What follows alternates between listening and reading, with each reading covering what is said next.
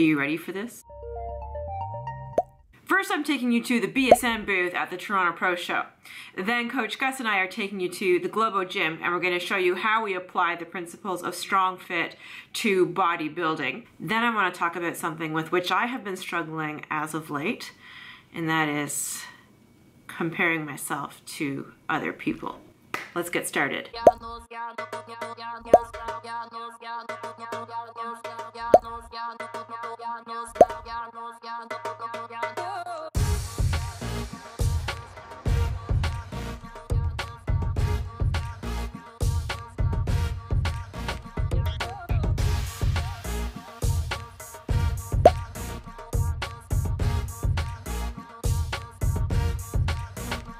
Now I'm going to show you how I apply StrongFit to bodybuilding, and I do 2 bodybuilding workouts a week.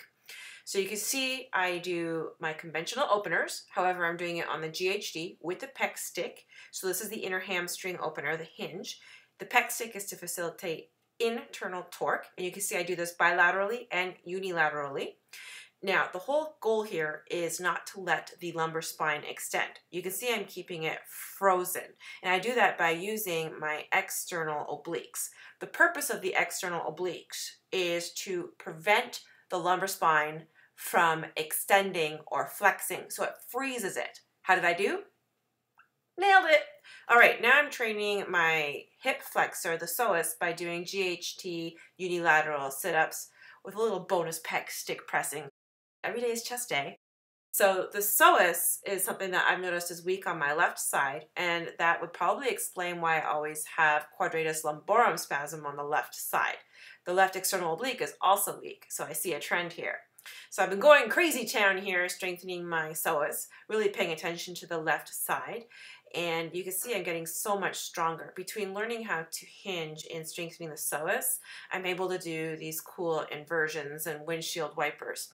This is obviously something I'm spending time on because I've started taking pole fitness classes. So you need to be able to invert when you're on a pole.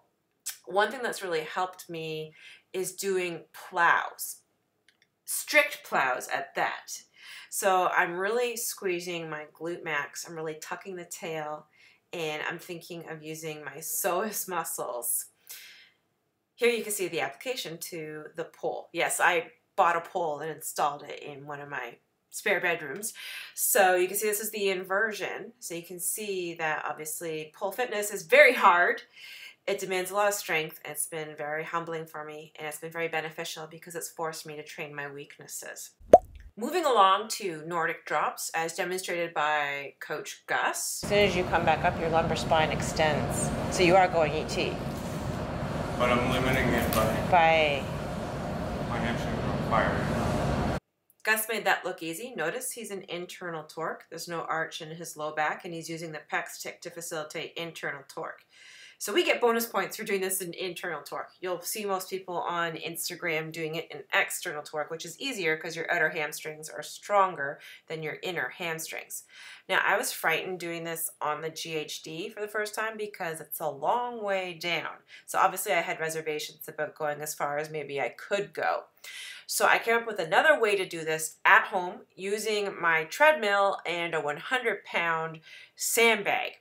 So I have my knees on a pad to protect myself, and then I can just catch myself on the floor. Or I use the PVC pipe and walk myself down, hold isometrically, and my inner hamstrings are on fire. Okay, I'm going to take a time out here because I need to talk about something. Social media. I love it and I hate it.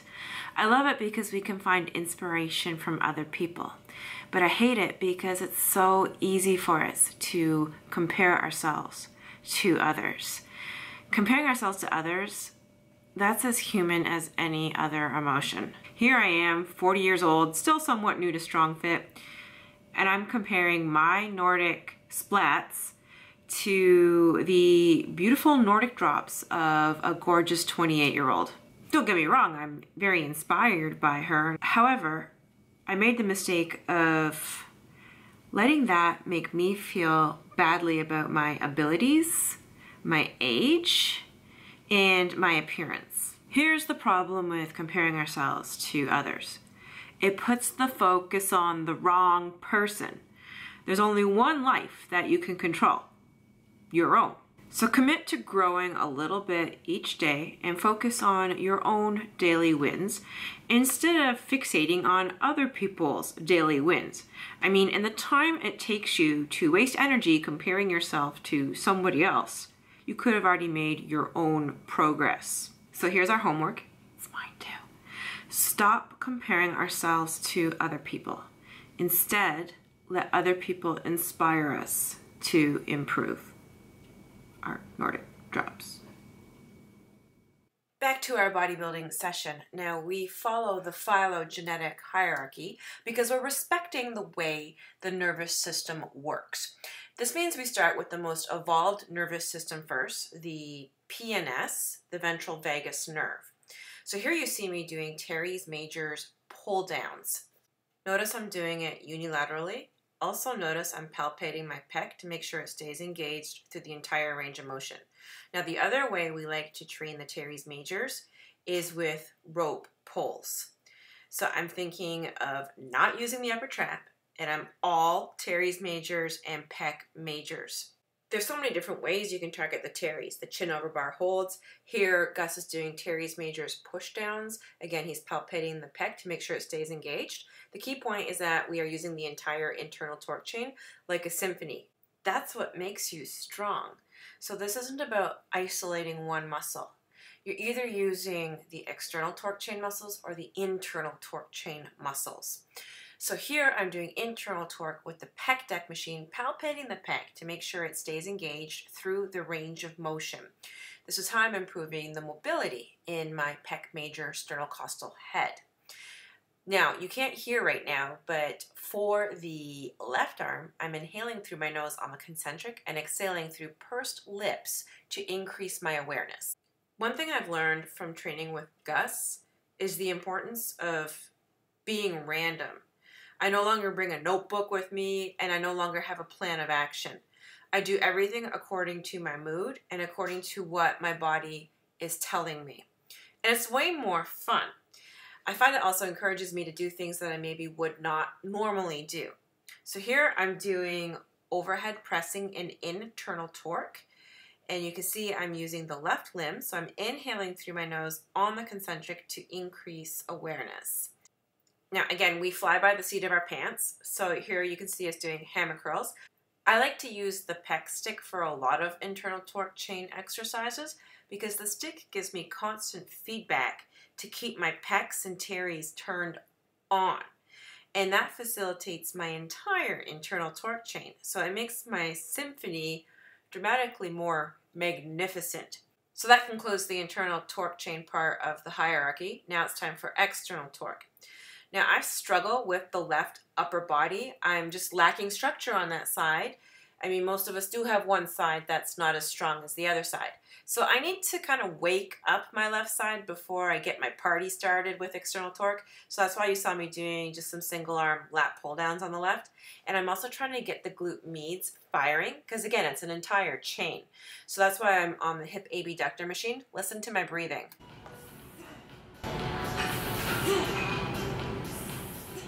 All right, now I'm ready to go heavy on the lat pull downs. Got my seatbelt on. I want you to listen to my breathing.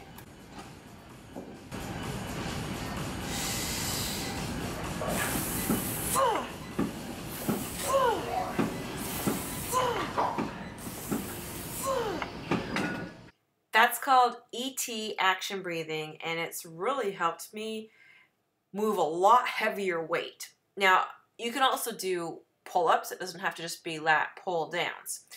Now I'm doing incline press. This targets the clavicular head of the pec. Listen to my breathing.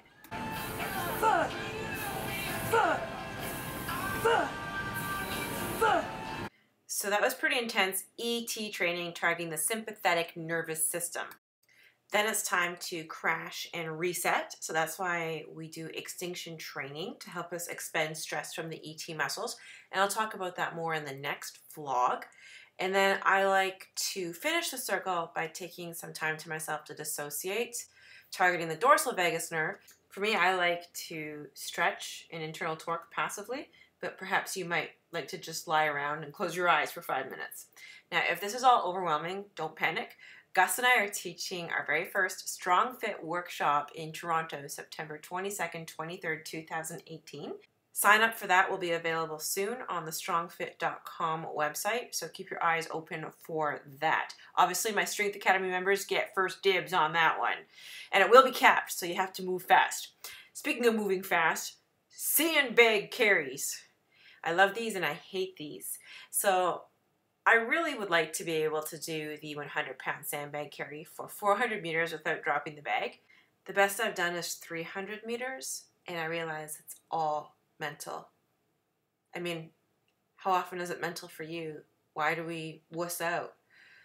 Let's move along to handstands. I'm really happy with the progress I've made with my overhead mobility. Thanks to the pec stick, look, I can do freestanding handstand push-ups. Now I have a straw in my mouth, and I'm purposely going to exhale through the straw as I push up to help me engage my external obliques. Aha, it worked. Now you'll notice that I lack structure on the left side of my body. This is not new information, so you'll notice I kind of topple like the Leaning Tower of Pisa to the left side. And that's exactly why I do StrongFit training, so that I can improve my deficient structure, so that I can get stronger and move more symmetrically, move better. So that's really the secret to aging well, is moving well. Oh, I'm so glad I tried the press handstands, and it's given me more motivation to improve the left pec, external oblique, and psoas. Do you see how I kind of topple to the left? Look what's coming out of the food dehydrator. Banana oat protein Nutella cookies. Oh my God. Can you see the Nutella? How about now? These taste like unicorns jumping over rainbows in a field filled with sunflowers in the middle of July. I like it, but I prefer the 9-hour cookie. The 9-hour cookie. So now I'm slicing up a banana. I'm gonna sprinkle a little bit of peanut butter cookie protein powder. 135 degrees until they're done. Here they are, the banana chips. Can you see them? How about now? They're absolutely delicious. Yeah, so next time you have a really ripe banana on the counter and you don't want to throw it out, just slice it up as thin as a bat's ear, slap it in the food dehydrator for 135 degrees for 12 hours, et voila! Tastes like banana. Grocery haul. Got myself some shrooms, extra lean ground chicken, carrot sticks, portable hard-boiled eggs, grapes. Thanks for tuning into this week's vlog. If anything, I have a feeling we'll all be doing Nordic splats now. Nordic drops. Nobody's comparing to anybody else. Be sure to subscribe, because the next vlog, I'm taking you to the BFE in Boise, and there's going to be more training and other cool things.